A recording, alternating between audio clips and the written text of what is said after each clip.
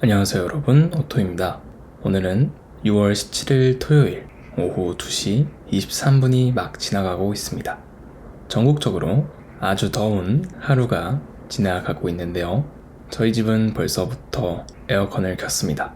이제 햇빛이 정말 살짝만 닿아도 뜨겁다는 게 바로 느껴질 정도로 아주 여름한 햇빛이 됐어요. 그만큼 여러분들도 많이 더워질 테니까 수분 보충이 굉장히 중요한데요. 여러분들 생각보다 물 먹는 게 내가 오늘 물을 언제 먹었더라? 이렇게 기억이 안 나시는 분들이 꽤나 많을 거예요. 여러분들 커피 대신 물을 지금 한 잔 드시면서 오늘 오토의 이야기 5화 시작해 보겠습니다. 이번 주는 이런 일이 있었습니다. 갑자기 비가 오는 날이 많아서 우산을 자주 챙기게 됐는데요. 그만큼 하늘에 있는 구름들이 점점 빵빵해지기 시작했어요. 구름이 많이 오려면 이제 구름이 커지면서 비구름이 점점 다가오는 건데, 그 구름들이 비가 내리거나 비가 오기 전이나 비가 다 내리고 나서 지나가는 그 모습을 보면은 굉장히 이쁜 구름이 있습니다. 그래서 요즘 하늘을 보면 이쁜 구름들이 많아서 기분이 좋은데요. 그래서 인스타그램 스토리 같은 걸 보면은 지금 다 제 지인들이 다 구름 사진 찍은 게 엄청나게 많아요. 저도 많이 찍고 지인들도 많이 찍고 요즘 눈이 굉장히 즐거운 하루를 보내고 있습니다. 제가 몇 주 전에 이베이를 통해서 디지털 카메라를 하나 샀는데요. 요즘 디토 때문에 뭔가 빈티지하고 옛날 느낌 나는 그런 사진이나 영상이 굉장히 인기가 많아졌어요. 그래서 저도 한번 그런 느낌을 내보고 싶어서 카메라를 하나 알아보다가 제가 사게 된 건 후지필름에서 나온 후지필름 파인픽스 AV150이라는 카메라고요. 얘가 정말 너무 안 알려져 있어요, 이 세상에. 검색을 해봐도 뭔가 나오는 자료가 별로 없고, 영어로 검색해봐도 뭔가 잘 찍은 사진이 별로 없는 거예요. 그래서 좀 더 자세히 알아보려면 이 카메라의 스펙을 알아보면 되거든요. 그래서 대충 찾아보니까 이런 옛날 빈티지 디지털 카메라는 크기가 작고 외관이 좀 우리가 봤을 때 이쁜 느낌이 아직 남아있어요. 이제 점점 요즘 카메라가 될수록 전문가용 같이 생긴 그런 느낌이 나면서 뭔가 이쁘거나 그러진 않는데, 일반인들이 주로 사용하는 컨슈머, 이런 보급기 카메라들은 보통 이쁘게 많이 나옵니다. 이렇게 이쁘게 해야 사람들이 많이 사고 그렇죠. 이 카메라를 찾아봤을 때 후지필름은 주로 파인픽스 다른 시리즈가 좀 더 인기가 많더라고요. 근데 이 AV150은 뭔가 어중간한 위치에 있어서 그런지 뭔가 자료도 없고, 그렇다 보니까 제가 스펙을 봤는데 스펙이 굉장히 나쁘지 않아요. 오히려 좋다고 해야 좀 더 맞는 그런 카메라인데, 보통 이렇게 생긴 카메라들이 사진을 찍으면 이 메가픽셀이라고 하는데, 보통 대부분의 카메라가 3.2 메가픽셀? 그 정도 돼요. 아니면 4 메가픽셀? 아무리 높아야 5 메가픽셀 정도인데, 제가 산 카메라는 14 메가픽셀입니다. 엄청 많죠? 거의 4배에서 5배 정도 많이 차이 나는데, 이렇게 메가픽셀이 높을수록 사진을 찍었을 때 확대를 해도 안 깨지는 그런 사진이 찍히게 됩니다. 물론 가장 중요한 건 잘 찍는 게 중요하죠. 그렇지만 이 메가픽셀 수가 높을수록 찍고 나서 확대를 하면 좀 더 나은 결과물을 얻을 수가 있어요. 그래서 메가픽셀이 높아서 일단 선택을 했고요. 그리고 카메라가 2008년에 나온 걸로 알아요. 이런 빈티지한 디지털 카메라들은 보통 2000년대 초반에 나온 게 많은데, 2000년이 되기 전까지는 필름 카메라를 더 많이 생산했기 때문에 그때는 이미지 센서가 많이 비싸기도 했고, 그래서 2002년에서 2008년 그 사이에 나온 카메라들이 지금은 많이 저렴해졌고, 그때 가장 많이 나온 것 같아요, 이런 디지털 카메라들이. 그리고 이 카메라는 영상 촬영이 됩니다. 아마 이때 영상 촬영이 되는 카메라들은 정말 거의 없었는데 얘는 1920 해상도로 한 4분 정도 찍을 수 있는 그런 카메라입니다. 좀 더 화질을 낮춰서 찍으면은 20분 넘게 찍을 수도 있는데 밖에 헬리콥터가 지나가네요. 보통 옛날에 나온 이런 똑딱이 카메라들은 영상 촬영이 안 되거나 거의 할 수 없는 상태의 그런 품질이었는데 얘는 그래도 화질이 꽤 나쁘지 않게 찍혀요. 게다가 소리도 녹음이 돼서 굉장히 좋습니다. 그리고 아이폰에 있는 격자선 기능처럼 얘도 화면에 격자선을 표시할 수 있는 기능이 있고요. 플래시도 있고 메뉴에 한글어로 메뉴를 선택할 수 있어서 굉장히 좋았습니다. 한글 말고도 굉장히 많은 나라의 언어들이 있어서 깜짝 놀랐어요.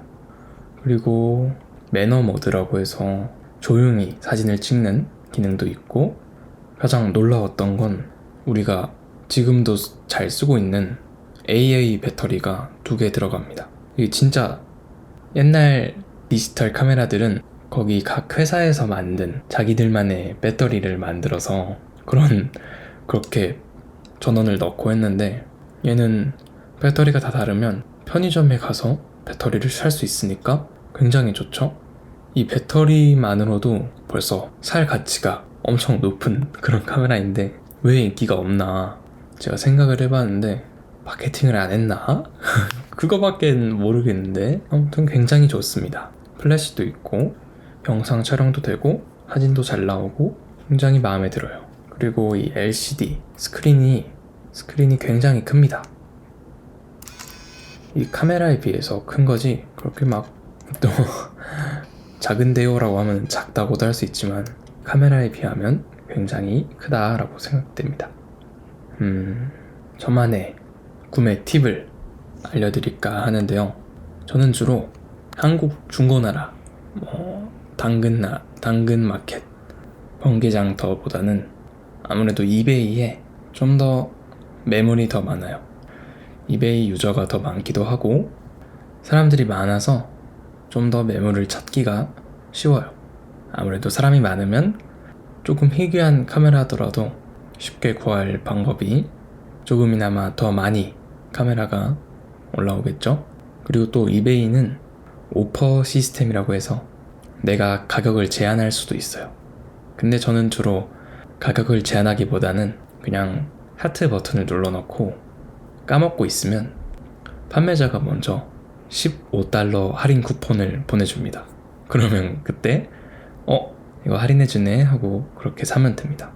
먼저 이제 너무 무리하게 깎으려고 하진 말고, 만약 배송비가 $10다 그러면 한 $10 정도만 깎아줘 하면은 깎아줄 때도 있고 안 된다고 할 때도 있고 그렇고요.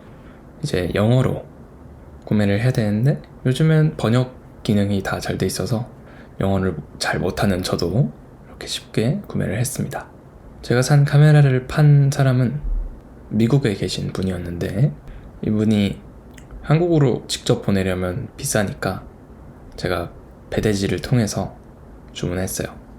배대지로 하니까 10,000원 정도 나온 걸로 기억되고요. 굉장히 빨리 왔어요. 한국에 오고 바로 그 당일에 보내줬을 정도로 빨랐어요. 제가 한국에는 매물을 안 찾아봐서 한국에 좀 더 저렴하게 있을 수도 있는데 그냥 안 봤어요. 그냥 뭔가 이게 제일 상태가 좋아 보였어서 저는 지금도 매우 만족하고 있습니다. 또 설명서 같은 거는 구글에다가 카메라 이름이랑 매뉴얼 이렇게 검색을 하면 어떤 사람이 이렇게 다 같이 보자고 공유해 놓은 사이트에 올라온 경우가 많아요. 그래서 그걸 보고 대충 이렇게 하는 거구나 하고 기본적인 조작 방법은 알고 있는 편이 좋습니다. 저는 사기 전에 그걸 다 봐서 뭔가 복잡한 게 있나 한번 확인해 보는 편이고요. 근데 카메라가 그렇게 막 복잡하진 않은 그런 장치이다 보니까 다 비슷해요. 뭔가 조작 방법은 비슷하고, 제가 주로 촬영할 때 쓰는 세팅은 저는 어둡게 찍는 걸 좋아해요. 왜냐하면 옛날 카메라일수록 조금 바보예요. 뭔가 초점을 잡는 거나 밝기를 조절하는 거나 그런 여러 가지 부분에서 살짝 느리고 엉뚱하게 찍을 때가 많아요. 그래서 저는 ISO를 가능한 낮게 설정을 합니다. 이게 높으면 높아질수록 사진을 찍었을 때 뭔가 자글자글한 느낌이 많아집니다. 물론 의도해서 그런 자글자글한 느낌이 좋다면 그렇게 찍어도 되는데, 옛날 카메라 같은 경우에는 이 자글자글함이 뭔가 이쁘게 나온다기보다는 너무 안 보일 정도로 자글자글하게 생기는 경우가 있어요. 이미지 센서도 작기도 해서 애초에 가장 낮게 설정해도 원래 자글자글한 느낌이 조금 있습니다. 그리고 노출값을 설정할 수 있다면 제 카메라는 설정할 수 있는데, 이 카메라는 3분의 1 스톱씩 설정이 가능하더라고요. 그래서 저는 3분의 2 스톱 정도 언더 되게 설정을 해놨어요. 그 정도가 딱 적당하게 뭔가 찐득하면서 차분하게 사진을 찍어주는 것 같아요. 그리고 사진의 느낌을 가장 크게 결정해주는 화이트 밸런스 설정이 있습니다. 이거는 그냥 복잡하게 생각하지 않고 그냥 구름이 많은 날 이렇게 설정을 해놓습니다. 그러면은 카메라가 알아서 따뜻한 색감으로 사진을 찍어줘요. 이게 실내에 있든지 실외에 있든지 노을이든지 낮이든 밤이든 다 이쁘게 따뜻한 색감으로 사진을 찍어줍니다. 다른 건 크게 안 건드리는 것 같고, 네, 뭐 그렇게 찍는 것 같아요. 근데 이 카메라는 이 카메라의 화면으로 봤을 때 이 사진이 제일 이쁘게 보이는 것 같아요. 그래서 저는 따로 옮기는 건 나중에 하고, 찍은 거를 이렇게 화면에 띄워서 그 화면을 제 스마트폰, 제 아이폰으로 다시 찍습니다. 그러면은 그 느낌이 좀 남아있더라고요. 그래서 그거를 요즘 즐겁게 이 카메라를 가지고 놀고 있습니다. 저는 필름 카메라도 좋아하고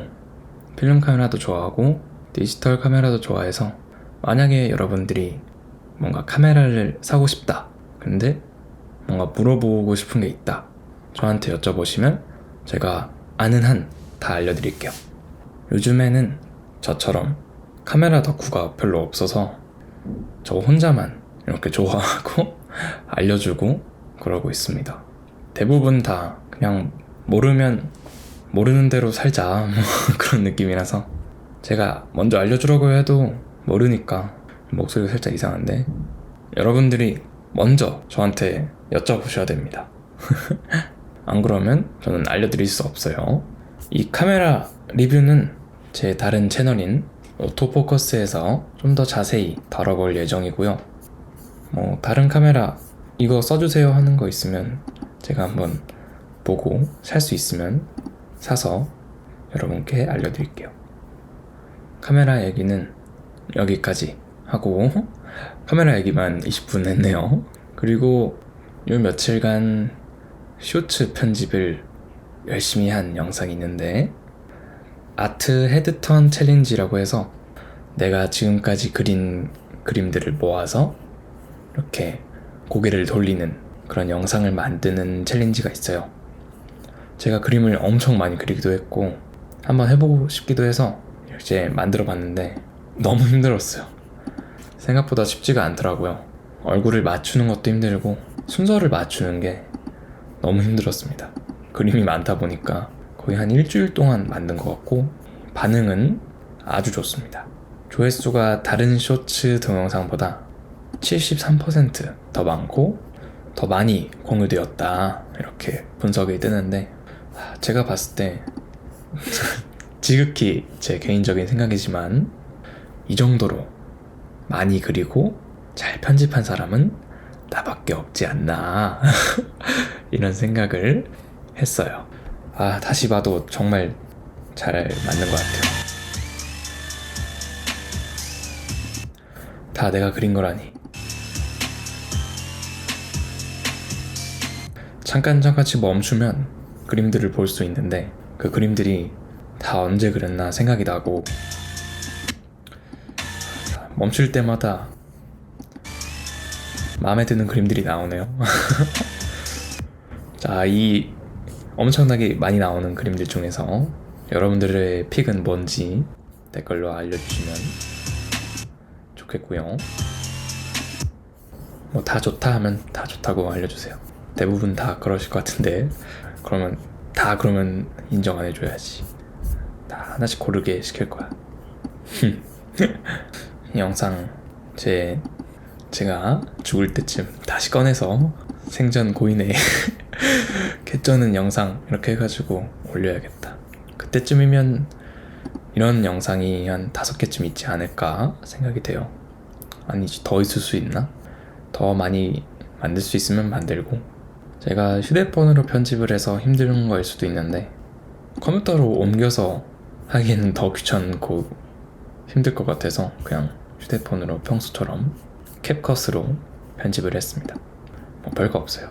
그냥 다 사진 다 넣고 위치 맞추고 짧게 잘라서 이어 붙이면 이렇게 됩니다.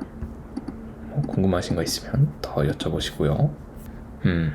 저는 이렇게 뭔가 최근 유행하는 것들, 뭔가 챌린지 그런 거를 좋아하는데, 제가 뭔가 할 수 있다 생각하면 바로 하는 편인데 대부분은 뭔가 춤추거나 뭔가 사람이 직접 나와야 되거나 그런 게 많아서 제가 그림에 적용시킬 수 있는 건 대부분 다 해보고 있습니다. 어제 올린 영상인 Light Work No Reaction 이라는 챌린지가 아니라 트렌드? 이런 유행? 그런 게 있는데, 이게 어떤 느낌이냐면 이 원본 영상은 아주 매운 그런 치킨을 먹는 그런 챌린지를 하고 있는 영상인데, 첫 입을 베어 먹었을 땐 이 정도는 문제 없어 하면서 No reaction 이렇게 말하는 거예요. Light work, no reaction. 그 뜻이죠. 근데 이제 두 번째 입부터 갑자기 확 매운 게 느껴지면서 힘들어하는 그런 영상인데, 이게 지금 틱톡에 굉장히 큰 유행을 하고 있습니다. 트렌드 세터인 제가 봤을 때 틱톡에서 유행을 하는 게 보통 한 달이 지나면은 인스타그램 릴스로 넘어갑니다. 이제 보통 사람들이 인식하는 거는 틱톡은 조금 음지고 릴스는 약간 인싸픽 이렇게 생각을 하고 있어요. 물론 저는 일 때문에 어쩔 수 없이 둘 다 하고 있는데 제가 느끼기엔 그렇고요. 아무래도 틱톡은 날 것 그대로의 뭔가 꾸며지지 않은 영상이 많아요. 그래서 뭔가 좀 더 웃긴 영상이 좀 더 많아요. 반면에 릴스는 뭔가 규격화된 영상들이 많아요. 예로 들어보면 지금 무슨 노래 듣고 있나요? 이것도 있고, 스트릿 포토그래퍼 이것도 있고, 이거 먹을래? 하면서 안 먹고 이제 비행기처럼 슝 하는 것도 있고, 가장 떠오르는 게 그거에 있고, 이제 유튜브가 가장 마지막에 이 트렌드가 따라오는 것 같아요. 그래서 보면 틱톡, 릴스, 유튜브 쇼츠 순으로 이 트렌드가 점점 퍼지는 것 같아요. 제가 이 트렌드 퍼지는 걸 직접 두 눈으로 보고 있기 때문에 이번에 이제 라이트 워크 노 리액션도 한번 제가 빨리 올려봤는데 이제 사람들이 이 사운드 뭐냐고 이렇게 댓글에 달아주더라고요. 그래서 저는 그냥 웃고만 있습니다. 이제 뭐 트렌드가 갑자기 확 떴다가 확 꺼지니까, 이게 제가 처음 발견하고 이틀 동안 진짜 많이 봤어요. 진짜 많이 떴고, 제가 알고 있는 그런 크리에이터들이 다 올렸었어요.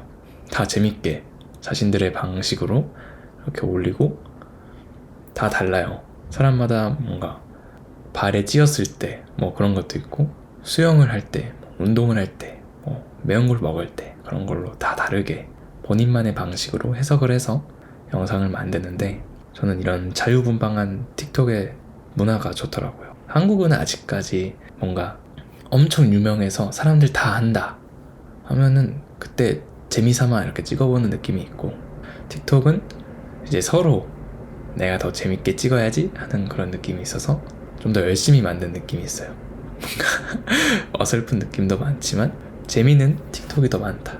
저는 틱톡 이 알고리즘을 다 해외, 주로 미국이 가장 많이 뜨고, 한국 컨텐츠는 제가 뭔가 재미가 없어서인 것도 있는데 그냥 뭔가 제 스타일이 아니어서 알고리즘을 정리하다 보니까 지금은 다 영어 댓글이 가장 많고, 주로 나오는 영상들도 다 영어권이고 가끔 이제 중동 영상들도 뜨는데 그분들은 뭔가 자동차로 드리프트 하거나 그냥 웃긴 영상이 너무 많아서 요즘은 계속 그렇게 재밌는 거 보고 재밌게 지내고 있는 것 같아요. 틱톡이 이제 한국에서만 유독 인식이 많이 안 좋아졌어요. 이제 다른 나라들은 틱톡 하면 우리나라 릴스 정도로 생각하시는 분들이 많은데, 우리나라에서 틱톡은 뭔가 재민이라고 하면 안 되죠.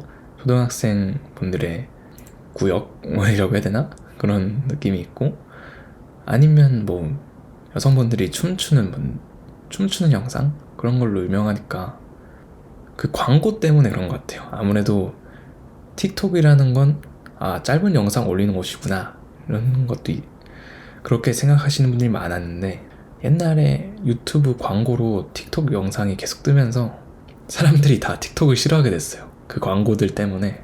저도 그것 때문에 틱톡을 좀 싫어하긴 했었는데, 요즘에는 뭐 제가 저만의 알고리즘을 만들어놨기 때문에 재밌게 보고 있습니다. 아무튼 트렌드 세터인 저의 말은 그랬다. 저의 말이었고요. XP펜에서 이제 새로 출시하는 액정 타블렛을 보내주셨어요. 이번에도 유료 광고로 진행될 것 같은데, 생각보다 제 리뷰 영상들이 그렇게 조회수가 많진 않아요. 근데 이제 두고두고 까먹고 있으면 정말 필요하신 분들이 찾아서 보시고 댓글을 달아주시니까 나쁘지 않은 것 같아요. 이렇게 누군가에게 조금이나마 도움이 된다면 좋은 일이다, 이렇게 생각을 하고 있기 때문에 나중에 이제 여러분들에게 더 많은 도움을 드리고 싶은데, 지금은 군 복무 중이기도 하고 이것저것 정신이 없어서 천천히 하고 있습니다. 그래서 이런 리뷰 같은 것만 조금 찔끔찔끔씩 하고 있고, 제가 찾아봤는데 이 한국에서는 이 그림 가전제품, 그림 IT 뭐 그런 게 리뷰가 별로 없어요.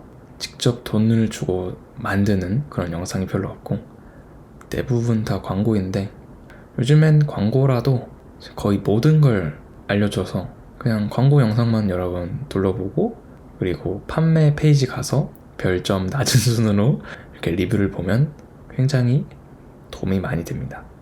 이거는 단점이 이거구나 하는 걸 바로 알 수가 있어서. 근데 보통 1점을 쓰시는 분들이 배송 관련으로 쓰시는 분들이 많아서 배송 말고 이 제품의 단점은 없나 이렇게 찾아보는 게 힘들 때도 있어요.